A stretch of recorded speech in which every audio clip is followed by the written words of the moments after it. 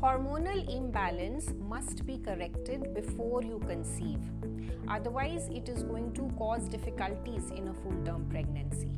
Remember, your goal is not just to conceive. Your goal is to deliver a baby and become a mother. Hormones are made inside your body. So your hormonal balance or imbalance depends upon how you take care of your health.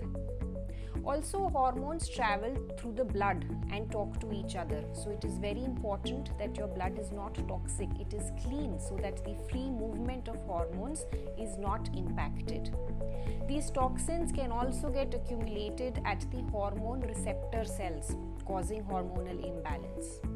So if you are suffering from any kind of hormonal imbalance issue, your solution lies in cleansing your blood by following a nature synced lifestyle.